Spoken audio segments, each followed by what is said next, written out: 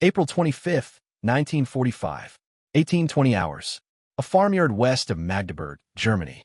The barn was never meant to hold this many people. It groans under the weight of them, wooden beams creaking, old nail heads glinting like tiny, watchful eyes high in the rafters. Straw, trampled into a dirty mat, muffles the shuffling of boots. Dust hangs in the air, turned gold by the low light that slants through the missing planks in the wall. Outside, somewhere beyond the warped wood, engines rumble and clank. A truck backfires, sending a ripple of flinches through the packed crowd. Inside, 40 German women stand in a line against the central aisle. The field gray skirts of their auxiliary uniforms brush their calves. Some still wear their Signals Corps badges, Luftwaffe wings, or Reich Sadler patches. Others have torn them off, leaving pale, ghost shapes on the fabric where the insignia once were. Near the middle of the line stands Lena Hartmann, 21, wire operator, Luftwaffe auxiliary. Her cap is gone, lost in the chaos of surrender hours earlier. Brown hair, clumsily pinned up, has escaped in damp strand around her face. Her hands are clenched so tight around the rolled-up hem of her tunic that her knuckles ache. She can't stop staring at the man pacing just inside the barn doors. U.S. Army. Field jacket open, sweat-darkened shirt underneath, helmet tilted back on his head. Sergeant Jack Miller, 29th Infantry Division, looks like he has aged 10 years in the last 10 days. A cigarette dangles from the corner of his mouth, the ash precariously long. His carbine hangs on its sling, hand resting on the stock out of habit rather than intent. He's trying to look relaxed. He fails. The barn presses on him the same way it presses on them. Too many bodies, too little air. Behind Lena, someone whispers. "They'll march us into the yard," hisses Clara, a former flak helper from Hamburg. "Make a strip. They always do that." The pamphlets said. The pamphlets said a lot of things, Ilsa mutters. Her voice is brittle. And now here we are. They fall silent as Miller stops walking and faces them fully. "All right, ladies," he says. The word sounds strange in his mouth, hovering somewhere between respect and habit. His German is rough, patched together from a phrasebook and a year of occupation duty in Normandy. "Alas, Frauen." He corrects himself. "Listen up."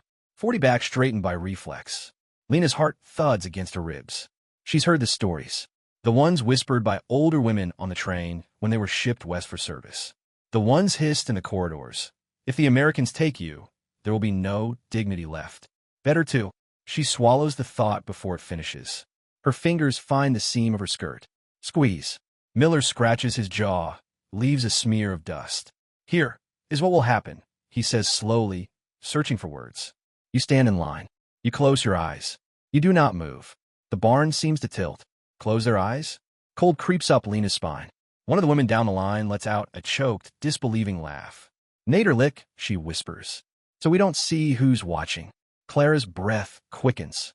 "We knew this would come," she mutters, voice shaking. "They want to shame us. In front of each other. In front of everyone." Lena stares at Miller's face. He looks tired. Not leering. Not triumphant. Just exhausted. His gaze schemes over their uniforms, their faces, the POW tags strung around some necks with bits of twine. He blows out a breath.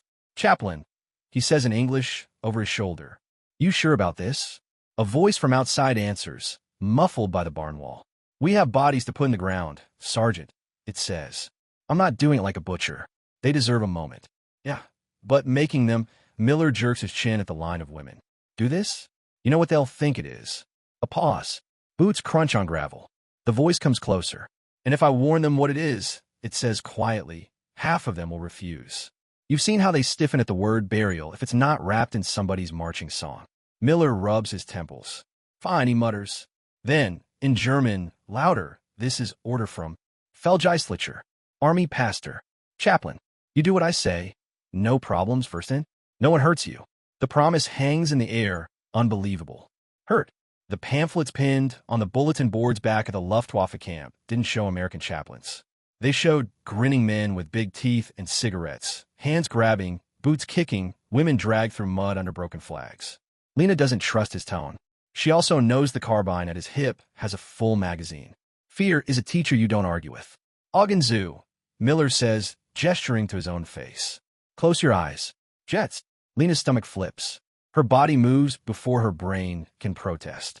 Her lids shut. Darkness slams into her. Her other senses flare. The smell of straw, sweat, cold, damp wood, someone's cheap perfume clinging stubbornly to a frayed collar. Next to her, she hears the rustle of fabric as Clara obeys. On her other side, Ilsa mutters something under her breath, half prayer, half curse, and falls silent. The barn creaks. Farther down the line, one woman breathes too fast. Another bites back a sob. Miller walks the line. They can't see him, but they can hear it. Boots on planks. The faint jingle of his dog tags against his chest. The soft thunk as he taps the butt of his carbine against his boot heel. Nervous tick. Keep eyes closed, he says, passing in front of Lena. Cane showin'. If you open problem, Ja. Her lashes twitch. She fixes them down as if they've been nailed to her cheeks. You can almost feel the tension in that barn, like a wire strung too tight.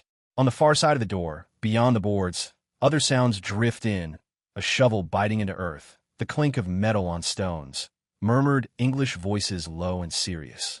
3 dog tags, someone says. Oh, 104th Division. Poor bastards didn't even know the war's almost over. Yeah, well, bullets don't read newspapers. Lena can't understand the words. She hears tone, not jeering. Waited. Miller reaches the end of the line. He stops. His voice, when he speaks again, is softer. Nanuig, he says. Now quiet. The women obey. Silence folds over them, heavy as a blanket. Eyes closed. Chins up. Waiting. You'd think the fear would be loud, roaring in their ears. It's not. It's small, sharp, precise. Lena hears her own heartbeat, high and fluttering. The swallow of the woman next to her. The restless stomp of a boot as someone shifts their weight and is hissed at to stand still. She waits for the first touch. A hand yanking at her jacket. Fingers in her hair. Laughter. Nothing comes. Instead, different boots approach the barn. Slower. Measured. The door creaks. Cold air snakes in around their ankles. A new presence fills the space. Quieter, somehow, but solid. Lena smells something unfamiliar on the draft that follows him in. Not smoke. Not sweat. Paper? Old leather? The faint, dry scent of pages turned many times. The new voice speaks in German. Not the rough, broken German of the sergeant. Halting, but careful, like each word is being placed on a table. I am Feldgeistlicher, it says. Army chaplain. Americanish army. Lena's chest tightens. A pastor. Of course. They have their own, she remembers dimly. Men in black collars who blessed bombs and stared straight ahead during speeches on the radio. Keep your eyes closed, the chaplain says softly. Bit. What I do now is not for spectacle. It is for the dead. The dead. The word is a stone dropped into the pond of their fear. A ripple moves through the line. Outside, the shovels fall silent. A breeze sighs through the gaps in the boards. Lena feels a prickle on the back of her neck. For a moment, she forgets she's a prisoner. She's just a girl in a dark barn, eyes screwed shut, listening to a stranger tell her he's about to speak for the dead. There's a faint rustle, as of cloth being straightened. Then, from somewhere near the open doorway, a sound begins. Not commands, not a victor's shout. A note, soft, unsteady, searching for itself in the cold air. A man's voice, singing. The words are German, but shaped awkwardly in an American mouth. Naher, mein Gott, zu dir, nearer, my God, to thee. Lena's eyes fly open on reflex, and she forces them closed again, nails digging into her palms. In the dark behind her eyelids, something strange happens. For the first time since the surrender, she hears a song in her own language, and there's no drumbeat under it, no shouted sea heil, no marching rhythm, just a hymn, cracked and earnest, fumbling its way through familiar syllables. Behind her, someone quietly starts to cry, not in fear, in something else. The chaplain's voice wavers on the next line. He is not a good singer. He sings anyway. Outside, in the farmyard mud, 3 plain shapes wrapped in blankets lie by an open trench. American boys, tags still looped around their necks. The hymn is for them. The order to close their eyes was never about humiliation. It was about reverence. Lena doesn't know that yet. All she knows is that in the darkness behind her eyes, a new sound is taking up space where the old songs used to live. The ones on the radio, the ones in the rallies, the ones that made her feel big and important and part of something unstoppable. This song does the opposite. It makes her feel small, and somehow, terrifyingly, human. The chaplain's voice is rough, like a boot that's been dragged over too much gravel. It doesn't matter. In the barn, every syllable lands like a small knock on a locked door. Naher, mein Gott, zu dir, he repeats, a little stronger this time, as if he's found the right key. Nearer, my God, to thee. Lena grips her own fingers so hard her nails dig crescents into her palm. She knows this hymn, not just from church, those childhood Sundays where her mother adjusted her collar and hissed at her to stand straight, but from a different place. From before the war swallowed everything. Back when hymns were just hymns, not political tools, not background music for speeches. Back before every collective song became a weapon. Around her, you can feel the line of women shift almost imperceptibly. Some straighten, some bow their heads a little deeper, as if someone has just called their name. Clara, on Lena's left, trembles. This is a trick, she whispers through clenched teeth, even as they stay closed. They use our song. Make us weak. Her voice trails off, because even she can hear it. There's no triumph in the chaplain's voice, just tiredness. Outside the barn, boots scuff on the packed dirt. Two American soldiers stand at the edge of the open trench, caps removed, holding them awkwardly against their chests. Their eyes are on the three blanket-wrapped shapes at their feet. The chaplain stands between them, book in one hand, helmet dangling from the other. He's not much to look at. Late 30s, thin face, lines etched in deep from too much sun and not enough sleep. His field jacket is patched at one elbow. The white cross on his helmet is chipped, smeared with the same mud that cakes his boots. Alkindor not, he continues, fumbling the grammar but nailing the ache. Even in distress, he glances back toward the barn doorway. He can't see the women, just the hint of their silhouettes against the slats. Some hair, some shoulders, the faint suggestion of heads bowed or rigid. Miller stands just inside the doors, arms folded. You sure they're keeping him shut? The chaplain murmurs in English. Miller shrugs one shoulder. They're scared out of their minds, sir, he says. If fear won't keep him still, nothing will. Besides, he nods at the open grave. This isn't about them. The chaplain nods once. He finds his place again. When he switches to English, his voice softens further. 3 of our boys, he says, speaking half for the soldiers and half for the sky. No glory. No big push. Just a mine on a road that should have been safe. He flips a page. Private Thomas Bell, he reads. 19. Kansas. Private Joe Martinez. 21. New Mexico. Sergeant David Harlan. 23. Ohio. The names mean nothing to the women in the barn. The cadences do. They've heard lists like that on their own radio. Names of the fallen, read in that clipped official voice. But no one ever read American names in their presence before. Names from farm states they've never seen, tied to bodies wrapped in blankets, lying in German mud. Der Michigan Hinaus Gefurt, the chaplain returns to German, voice-catching, zu seinem Dienst, who has led me forth to serve him. He swallows. His German teacher back home would probably cry listening to his conjugations. But back home is half a world away, in a church that still has a roof. Here, on this farm, with the war grinding itself to pieces in the distance, he has 3 boys to bury in a barn full of enemy women who've only ever heard sacred words shouted over loudspeakers. He keeps going. Inside, Lena's mind slides sideways, suddenly remembering something that has nothing to do with barns or POW tags. She's 12 again, in a small village church. It's evening. The light through the high windows is the same dull gold as the cracks in this barn wall. Her mother stands next to her, hymn book open, voice high and clear on the same tune. Her father doesn't sing. He stares up at the cross at the front, thinking of bills or crops or the slow, creeping strangeness of the new banners near the altar. We must be united, the pastor had said that night. Our faith, our people, our Führer. The hymn had turned sour in Lena's mouth then. Tonight, in the dark, with splinters pressing against her back and straw tickling her ankles, it tastes different, smaller, stripped of the extra. Beside her, Ilse's shoulders shake. Lena can't tell if she's laughing or crying. Nachher, mein Gott, zu dir. The chaplain repeats, each repetition a little steadier, as if singing is the only solid ground under his boots. The women hear the German, but underneath it, something else. He's not good at this language. He's not performing. If this were a show for them, for propaganda, for humiliation, someone would have made sure he rehearsed. Instead, he's tripping over their words as carefully as if they were landmines. A shovel scrapes. Soft thuds follow as earth starts to fall on blankets. The sound sends a reflexive chill down 40 spines. Even without understanding, they know that sound. Graves don't need translation. In the barn, someone whispers a fragmented verse under her breath. the way you might hum along to a tune despite yourself. Miller hears it. He glances down the line. One of the older women, gray at the temples, lips moving in time with the chaplain's mispronounced German. The Nazis may have taken the churches, he thinks, but they didn't get all the hymns. He shifts his weight, carbine knocking lightly against his thigh. He thinks of the pamphlets his own boys found in pockets and packs, 100 cheap sheets, printed with horror stories about what Yankee beasts do to German women. He wonders what these women expected when he ordered them to close their eyes. He doesn't have to wonder long. He sees it in their fists, in the angle of their shoulders. They were bracing. For laughter. For hands. For jeers in a foreign tongue.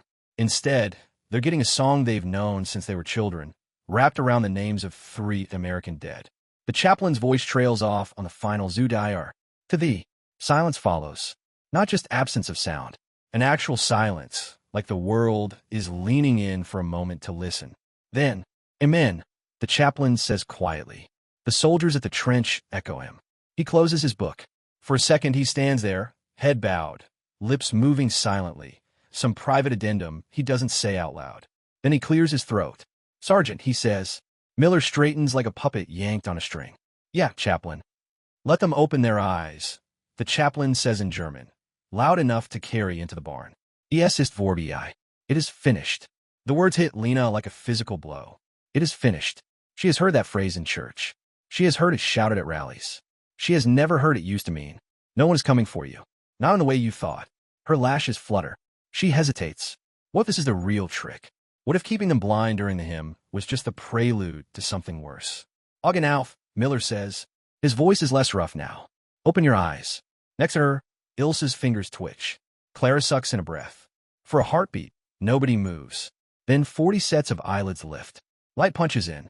Dust motes spin. They don't see a gauntlet of grinning men. They don't see a row of boots lined up, waiting to kick. They see a doorway, half open. Through it, under a sky streaked with the colors of a war-tired sunset, they catch a glimpse of 3 mounds of turned earth, a white helmet with a fading cross, and 2 American soldiers standing with heads bowed, caps back on now, shovels in hand.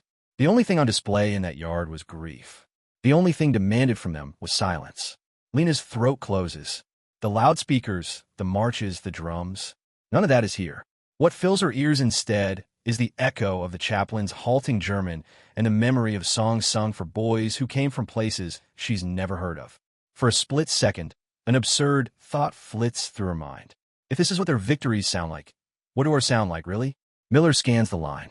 Some women stare straight ahead, faces carved out of stone. Some look down at their boots, as if ashamed to have believed the worst. A few, like Lena, gaze toward the doorway, eyes snagged on the fresh dirt, the chipped white cross, the chaplain who now looks like any tired soldier with an extra burden. He nods once. No one touches you, he says in German, simple and flat. Not while I am here. You understand. Clara grips Lena's sleeve. Why, she whispers. Why go to all that trouble for them? And then, this for us. Lena doesn't have an answer. Not yet. All she has is a new sound in her head, pushing up against the old anthems, asking a question she's not ready to phrase. If the men you were taught to fear can sing your God's name over their dead, what else might they do that doesn't fit the story? The barn doesn't breathe again all at once. It's gradual, like a lung that's forgotten how. Women shift their weight, straw crunching under boots. A cough here, a sniff there. Someone mutters a prayer half finished, the words sticking in the throat. Miller clears his own. All right, he says in German, clapping his hands once, more to reset the room than to command. Sit. Hinsetzen. On the straw. No pushing. The line dissolves into a ragged semicircle along the barn wall. Lena lowers herself slowly, knees protesting after so much rigid standing. The straw pokes through her skirt, pricking the skin. She can't stop glancing at the doorway. The chaplain is still there. He takes a few steps inside, eyes adjusting to the dim. He slips his little book into the pocket of his field jacket, fingers lingering on the worn leather. Up close, he looks even more tired. There are circles under his eyes deep enough to leave tracks. Mud is smeared on his cheek. The white cross on his helmet looks hand-painted, brushstrokes visible, chipped at the edge. Danke, he says softly, in German. For your patience. Geduld. The word is formal, almost old-fashioned. It lands strangely in a room of POWs.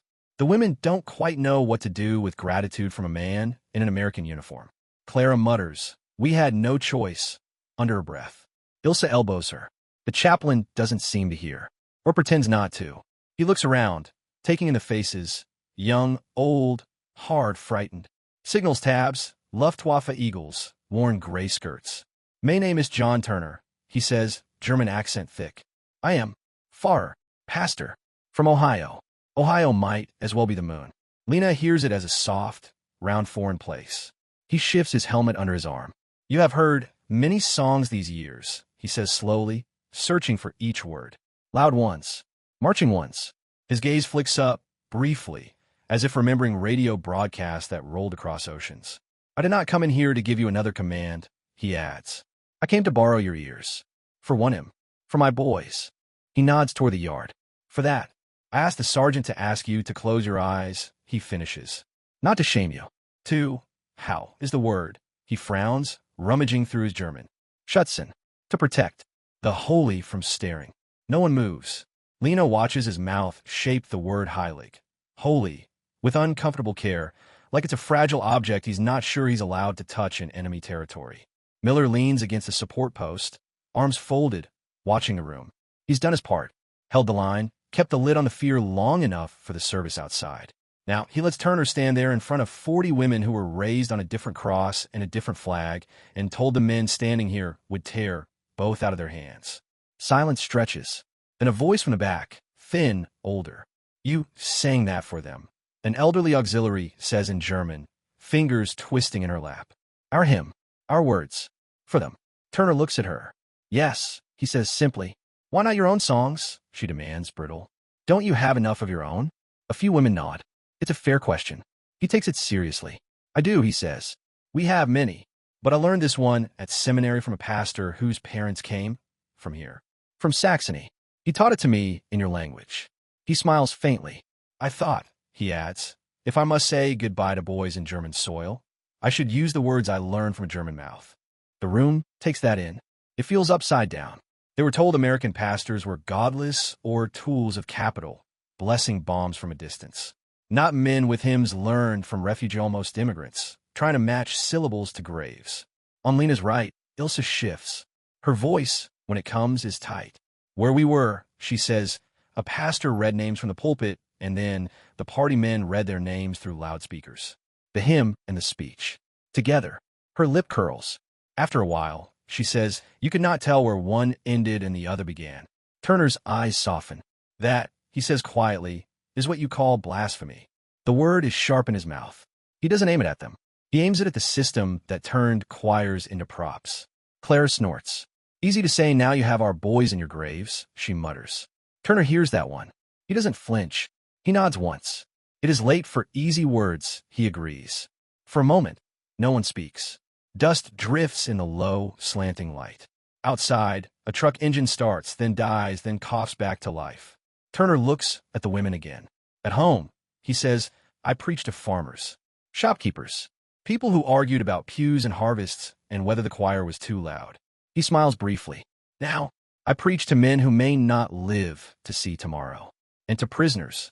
He shrugs slightly. "None of them asked for this," he says. "Not really." The Führer asked. Someone snaps, reflexive. The word lands like a habit they've yet to break. Turner looks at the speaker. It did," he says, "and your radios answered." He glances around. "You had songs for everything," he adds. "For Hitler Youth, for soldiers, for mothers. All marching in same direction." He taps his temple. "Very clever," he says. "If you want to get inside a soul, you don't start with speeches. You start with music." The barn absorbs that. They all know it's true. They all remember how the first beloved hymns were slowly replaced or drowned out by new melodies, new rhythms, new words shouted by men in brown shirts. Lena thinks of the first time she realized she knew every line of the party anthem, but could no longer recall the second verse of Nachher, Mein Gott, zu dir, without looking at a hymnal. The realization had stung. She buried it. Now, in this barn, a stranger in a tattered jacket brings that sting back. "It is not my place," Turner says slowly, "to tell you what to believe. Your priest will have enough work after all this." A few women let out short, bitter laughs. "But I will say this," he goes on. "Tonight, When you stood with your eyes closed, the only thing you were in danger of losing was the old soundtrack, the one attached to flags and salutes and brass. He gestures toward the yard. I wanted my boys to have a different one, he says. One that says they were more than uniforms. He looks back at them, eyes suddenly very tired. And maybe, he adds quietly, you needed to remember you were more than uniforms, too. The sentence hangs there. More than uniforms. More than armbands and badges and the titles stamped on papers. Lena's throat tightens. She has spent years being Fräulein Hartmann, Luftwaffen-Nachrichtenhelferin, Miss Hartmann, Signals Aide. The war took her name and turned it into a function. In the barn, for the first time, she hears someone talk as if she exists beyond that. As if there is a Lena underneath all the stitching. Turner takes a breath, as if making a decision. Do you remember, he asks hesitantly, the rest of the hymn? A ripple of reaction. Of course they do. Their bodies remember, even if their minds try to push it aside. Some nod. Others glare. Why? Clara demands. You want us to sing for you? For your dead. The chaplain shakes his head. No, he says softly. For yours. The barn tilts again. Ours. Ilsa echoes. We buried 3 Americans today, Turner says. But I know this war has taken more from you than your uniforms. You have brothers, fodder, friends, lovers, men whose graves you did not see, songs you did not get to sing. He looks at the floor, as if acknowledging something heavy. We will not march you into the yard to do it, he says. We will not make a show. But if you wish, I will stand here, and you can borrow my hymn for yourselves, for the ones you lost. Without flags, the barn goes utterly still. He's offering them something very strange. A chance to mourn, not as German auxiliaries in the Reich service, not as women expected to be stoic ornaments of the war effort, but as people. Lena feels Clara's hand on her sleeve. Don't, Clara whispers. If we sing with them, it's like we forgive them. Lena isn't sure who them is anymore. The Americans? The men who sent her brothers to the Eastern Front? The voices on the radio who drowned out this very hymn with drums? Turner doesn't push. He just stands there, helmet under his arm, hands at his sides, waiting. No command, no threat, just an invitation. Will you let this song speak, or only the ones the Reich taught you? Lena's lips part. She hears herself humming the next line before she has consciously decided. When out die schick Salsnacht, she begins, voice brittle. Though like the wanderer, the woman with gray at her temples picks it up with her, a little steadier. Nacht mir bereit. The night is dark over me. Clara stiffens. Ilsa covers her face with her hands. One by one, like candles catching from a single match, other voices join in. Not many. Quiet. Half broken. But there. Turner doesn't sing now. He just listens as 40 German women, in a barn that reeks of straw and fear and the ghost of propaganda, reclaim a few lines of a hymn from the mouth of a foreign chaplain. And, without fully realizing it, take the first tiny step toward tearing that old soundtrack out by the roots. The hymn doesn't swell.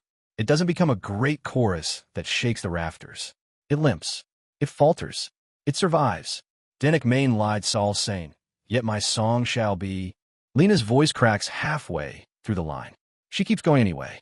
On the other side of the barn, a woman who said nothing since capture sits with her back against the wall, hands flat on the straw. Her lips move without sound, eyes fixed on a point somewhere between her boots. You can almost see the ghosts crowding around her. A brother on the dawn. A father who never came back from Stalingrad. A fiancé whose last letter smelled of smoke. There were supposed to be big, blazing ceremonies for their deaths, banners and speeches and orchestras. Most of them got a name read by a board official and a notification printed on thin paper. Now, in a POW barn guarded by foreign soldiers, they finally get something smaller. The older woman, the one with gray at her temples, takes the lead on the next verse. Her voice is surprisingly strong. It has the scrape of a hard winter in it. Naher, mein Gott, zu dir, she sings, steady now. Naher zu dir, nearer, my God, to thee. The others trail along. Some whisper. Some just breathe the rhythm. A few, like Clara, keep their mouths clamped shut, eyes burning, fists tight, as if even humming would be a capitulation. Turner stands very still. He doesn't conduct. He doesn't correct their pronunciation. He just holds the space open. Miller shifts by the post, unease written all over him. He didn't sign up to run a choir for enemy women. But as the notes drift through the barn, he feels something loosen in his chest.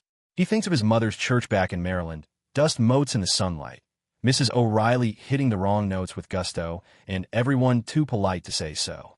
He hasn't thought about that in a long time.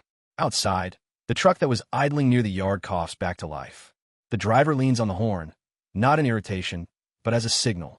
They're ready to haul the shovels back, to move on to the next job, the next set of coordinates, the next small corner of war that needs sweeping. The hymn tapers off. No applause. No amen. Just a kind of tremor in the air, like the barn itself is exhaling. The last note hangs, then dissolves into the rustle of straw and the distant clatter of a mess tin somewhere beyond the farmyard fence. Turner clears his throat. "Thank ye," he says again. "Thank you." It feels completely inadequate and completely correct. He looks at them one by one. "You are prisoners," he says quietly, not dressing it up. "You will be moved. Counted. Questioned." No one flinches. They know. "But you are also," he gropes for the word, "trowarned. Mourners." The syllables are clumsy in his mouth. The meaning is not. "Whatever comes next," he says, "remember that you had this, too. Not just the marching songs." He taps his chest. "This part is harder to take," he adds. He doesn't say for us. He means for anyone. Miller pushes off from the post. "All right, Chaplain," he says in English, try to reassert some kind of military rhythm. "We've got orders to move this lot to the transit cage by 1900. I don't want my guys dragging their feet because they got religion." He throws the last word in like a half-hearted shield against the weird tenderness in the barn. Turner gives a weary half-smile. "Don't worry, Sergeant," he says. "I don't think anyone in here is in danger of forgetting who's guarding the gates." He turns to go. As he passes Lena's row, he slows. She doesn't realize her hand has half lifted until she sees his boots pause within reach. He looks down. She jerks her hand back, embarrassed. "Entschuldigen Sie," she blurts. I only wanted to say." She falters. She doesn't have the vocabulary for this. Her German is full of words for duty, loyalty, sacrifice, betrayal. Very few for what do you call it when the man in the enemy uniform gives you back a song you thought you'd lost? Turner waits. No hurry, no expectation. Just a tired man with mud on his boots and a book in his pocket. "Das Lied," she manages finally. "The song. It was ours. Before all this." She gestures vaguely, meaning the banners, the boots, the speeches, the years. He nods. "I know," he says. "It was mine too, in a way. Before my country decided to introduce it to the inside of a foxhole." He gives a small shrug. "Maybe," he adds, "that's what hymns are for. To survive bad company." The corner of her mouth almost twitches. "Almost. Thank you," she says, the words foreign and heavy. "Not thank you for sparing us. Not thank you for being better or kinder. Just thank you for that." He inclines his head. "You're welcome, Fräulein Hartmann," she says. "Lena, Fräulein Hartmann." He repeats, mangling the R slightly. "I hope, when you go home, you get to choose what music fills your house, not just what the radio sends." He steps back, voice dropping. "And I hope," he adds, "that some of it is quieter." There's a murmur from the doorway. "Time's up." Turner nods to Miller and slips out into the yard, the light swallowing his shape. For a moment, the barn feels strangely empty without that chipped white cross in the doorway. Miller claps his hands again, louder this time. "Aufstehen," he barks. "Stand up. Line again." The old habits reassert themselves. 40 women rise, joints popping, tunics straightened. The moment of him and dirt and shared silence recedes into whatever part of the brain tucks away things you don't know what to do with. "We're gehen jetzt zum Lager," Miller says. "Camp. You walk, we drive along. Anyone runs. We do not sing for you, Verstanden." There's a ripple of nervous laughter. It's not really funny. It breaks the spell anyway. They file out into the yard. The sky is a washed-out blue-gray, streaked with contrails and smoke. The fresh graves sit off to one side. Mounds neat, tags collected, little wooden markers hammered in place. Lena looks at them as she passes. She doesn't know which one is Bell, which is Martinez, which is Harlan. She doesn't know their politics, their sins, their jokes, or what they thought about the war. She knows this. For a few minutes, their names were spoken in her language and their bodies put into German ground with one of her hymns floating over them. That complicates things. She's not sure she likes it. She also can't unhear it. Clara leans close as they walk toward the road, arms brushing. "That hymn was for them," Clara mutters. "Not for us. Don't let it soften you." Lena doesn't answer. In her head, the words spin anyway, untethered now from flags. "Nachher, mein Gott, zu dir, nearer, my God, to thee, not nearer to the Führer." Not nearer to the Reich, just nearer, to something that doesn't wear uniforms. As they reach the road, a U.S. truck roars to life beside them, a GI in the back smoking, boots swinging. The engine drowns out most other sounds. But behind it, like a thread under a drum, some part of Lena's mind keeps humming to him. Days later, in the wire cage at the transit camp, when the loudspeakers blare American announcements and the women huddle against cold and boredom, someone will start it again, very softly. Not as defiance, not as submission, as a reminder. We had that moment. We heard that sound. We own it now. Years later, when the names of the party leaders are cursed in private and scratched off old posters, that hymn will still be sung at funerals and weddings in little towns. Maybe no one in those pews will know that once, in a POW barn, an American chaplain sang it in broken German for 3 dead boys and 40 enemy women with their eyes closed, choking on fear. Lena will know. She'll carry the barn with her like a second spine. Because for all the propaganda, for all the speeches and flags and drums, it won't be the Reich's anthems that come back to her in the dark when she's old. It will be that cracked, foreign voice in a tattered field jacket singing, "Dennoch mein Lied soll sein. Yet my song shall be." And the memory that the first real mercy she saw in the New World didn't come with a shout or a slogan. It came with a hymn. October 1958. A small town outside Hanover, West Germany. The church smells the same as it did before the war. Old wood, candle wax, damp stone. The banners are gone. No eagles, no swastikas, just a plain wooden cross at the front and a simple cloth draped over the altar. A pipe organ wheezes softly as the organist warms up, fingers testing keys like someone checking old bones. Halfway down the aisle, on the right, a woman sits with her hands folded over a worn hymnal. Lena Hartmann adjusts her skirt, glances down the pew at the boy fidgeting beside her. "Johannes," she murmurs, hands still. "We are in church, not at the railway yard." Her son rolls his eyes in the way only a 10-year-old can manage, but he straightens. He has her eyes and his father's restless knee. He's never heard a real Hitler speech, never seen the banners hanging from this arch. For him, the war is a collection of overheard fragments and the occasional silence when he asks the wrong question. At the front, the pastor clears his throat. "We gather today," he says, "to remember the fallen of our town." All of them, without adjectives. People shift on the pews. Some are old enough to have worn uniforms with eagles on the chest. Some are young enough to have only seen those uniforms folded in trunks. Lena's gaze drifts up to the high windows. The light slants through them in ribbons, dust drifting in the beams. For a heartbeat, she sees a different light, filtered through gaps in barn planks, illuminating straw and POW tags. She hears a different voice, rough, halting, singing her language in a foreign mouth. "Mutti," Johannes whispers, tugging on her sleeve. "Why do we have 2 Memorial Days? One in May, one now?" She smiles faintly. "Because," she says quietly, "we are still deciding how to remember." He frowns, not quite satisfied. "Remember what?" he asks. "Which parts were mistakes," she says, "and which parts we are allowed to keep." He glances at the order of service in his small hands. "Today we sing Na Heer, Mein Gott, zu dir," he says. "You like that one, Ja?" She hesitates. "Ja," she says. "I do." She didn't for a long time. After the barn, after the cages, after the long train ride home past burned-out stations, she couldn't sing it without hearing engines, boots, foreign vowels on familiar syllables. In the first years after the surrender, when churches reopened and the old hymns crept back into services, she'd stood in the back and listened but kept her mouth closed. Then, one evening, a pastor with tired eyes and a voice roughened by too much speaking had said from the pulpit, "We reclaim this. It belonged to God before it belonged to any flag." Something in her chest shifted. Now, 13 years later, sitting in a pew in a town that rebuilt its houses with bricks from the ruins, she can sing it again. But it's never just a hymn for her. It's a map back to a barn on a farm west of Magdeburg. The organist begins. The first chords are shaky, pipes slightly out of tune. The congregation rises. Pages rustle. Line number 362, the pastor says. Strophen 1, drei und vier. Lena opens the hymnal. Her eyes find the words as easily as if they'd been printed on her skin. Nearer, my God, to thee. Around her, voices lift. Old, young, some strong, some paper thin. No one shouts. There is no drum underneath.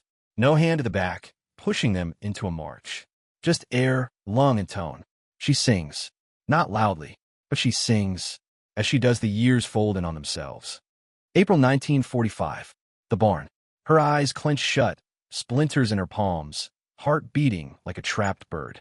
Sergeant Miller's rough German. The chaplain's book, The Sound of Earth on Blankets. Nachher, mein Gott, zu dir. Her first taste of mercy that didn't fit any story she'd been told. July 1945. Transit camp, somewhere in the American zone. Barbed wire glints in the sun. Tents sag in the heat. Women wrapped in gray blankets sit on upturned crates and buckets. In the next compound over, male POWs kick at a battered football, dust rising under their boots. Lena sits with her back against a post. Ilsa is beside her, tracing circles in the dirt with one finger. Clara sits a little apart, sharpening a pencil to a point on a stone, face set in a mask no one knows how to crack. A loudspeaker on a pole crackles. English spills out. Announcements. Numbers. Camp designations. None of it means much to the women.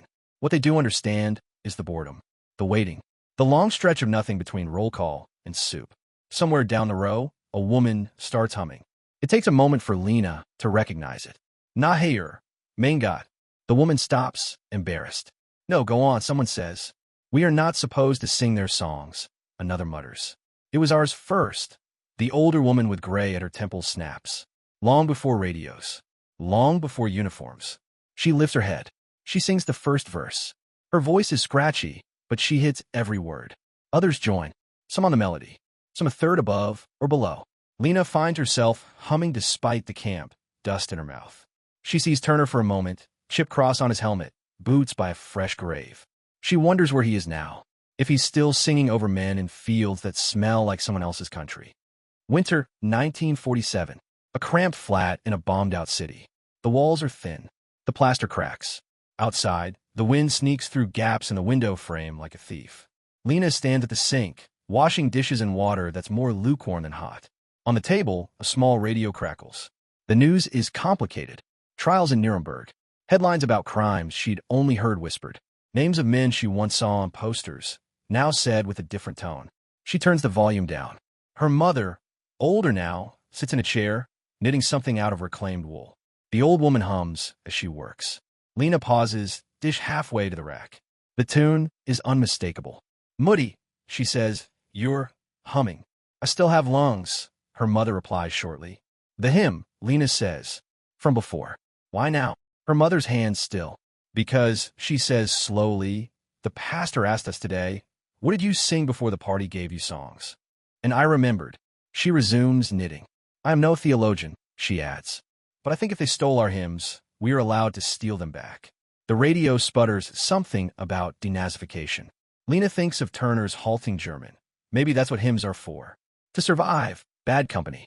She rinses the dish. Water runs. She sings under her breath, barely audible. Her reflection in the window looks like a ghost mouthing words in a ruined city. Her voice is quiet. The hymn is not. It echoes in places no one can bomb. Back to 1958. The church. The final verse. Lena's eyes blur. She blinks the wetness back. She doesn't want to cry in front of Johannes. He glances up at her anyway. His small brow furrows. Mutti, he whispers when they sit again. Are you sad? She considers. Yes. And no. There are people I remember, she says. From the war. From before you were born. Friends, he asks. Yes, she says softly. And enemies. The word tastes strange. He fidgets. The teacher said the Americans brought chocolate. He offers, grasping at the most tangible bit of post-war lore he's heard. Did they bring you chocolate? She smiles, really smiles this time. No, she says. They brought me a song. His disappointment is obvious. A song isn't as good as chocolate, he says solemnly. She laughs once, a short bark. Not at first, she agrees. But lasts longer. He mulls that over. Was it this one? He asks, tapping the hymn number on the program. Yes, she says. He nods, satisfied in the way children are when they manage to pin something down. Then when we sing it, it's like a bridge, he suggests. Between then and now. She looks at him. He has no idea how right he is. Yes, she says. Something like that. The service ends. People drift out, coats pulled close against the chill. In the churchyard, stones mark old graves and new. Some have dates from 1914 to 1918. Some from 1939 to 1945. Some from last year, a reminder that death didn't retire when the armistice was signed. An old man with a cane passes Lena, nods. He wears a battered cap. There's a faint outline on his coat where something once was sewn and later carefully removed. He hums as he walks. Not a marching tune. The hymn. She watches him shuffle down the path. The wind catches the tune, carries it toward the street where children are kicking a ball made of rags. A truck rumbles by, different from the ones in 1945, but similar enough in sound to make her heart jolt for a second. Then the moment passes. Life overlays itself on old tracks. Years later, when Johannes has children of his own, he'll bring them to this same church on a gray Sunday, and they'll stumble through the same hymn, rolling their eyes when he insists on all the verses. He'll never quite be able to explain to them why. Halfway through, his voice always tightens. He'll try. He'll talk about the war in broad strokes, about loss, about rebuilding. He probably won't tell them about a barn and a chaplain and a line of women with their eyes closed, bracing for humiliation and getting something they didn't know how to process. But the hymn will carry it anyway, because that's what songs do. They smuggle memories through time. Somewhere, in a different country, in a small church in Ohio, an aging man with a chipped white cross painted on the inside of a dusty helmet on his shelf also stands in a pew. John Turner has a bad knee now and a tendency to cough when the winters are damp.